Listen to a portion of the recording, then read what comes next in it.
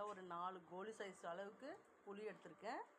புளியை நல்லா கரைச்சி எடுத்துக்கோங்க. வடிகட்டி எடுத்துக்கிட்டு 4 டீஸ்பூன் மிளகாத்தூள் போடுங்க. 2 டீஸ்பூன் மிளகுத்தூள் போடுங்க.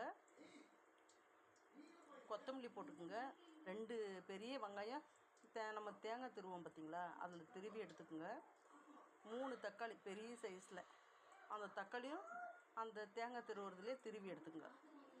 3த்தையும் எல்லாம் திருவி எடுத்துக்கங்க. இந்த மாதிரி கலக்கிக்கணும் புளி தண்ணியோட.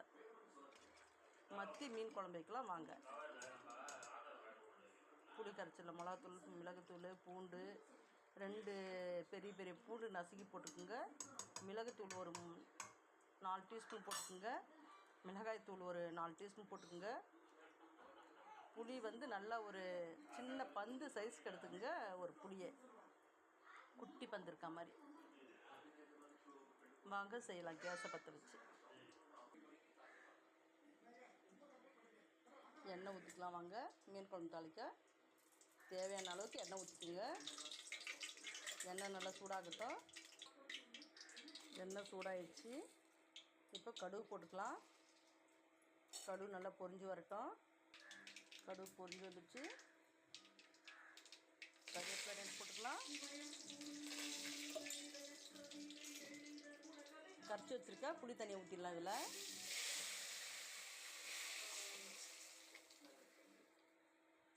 நல்லா கொதித்து வரட்டும்.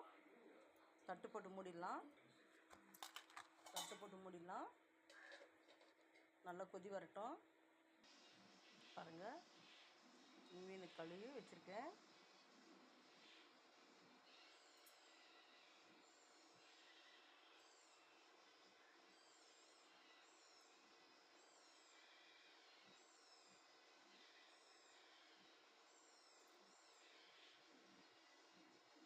ஓப்பன் பண்ணி பார்க்கலாம். மீன் குழம்பு சூப்பராக எண்ணெய் பிரிஞ்சு கொதிச்சு வந்திருக்கு.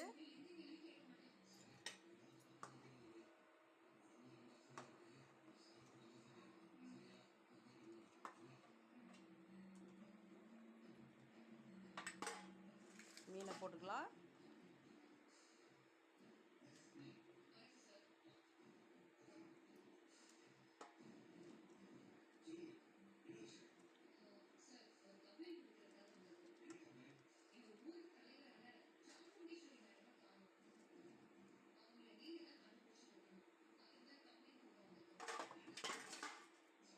அவ்வளோதாங்க. மீனை போட்டு ஒரு கொதிக்கிட்டோம். ஒரு 5 நிமிஷம் கொதிச்சா போதுங்க.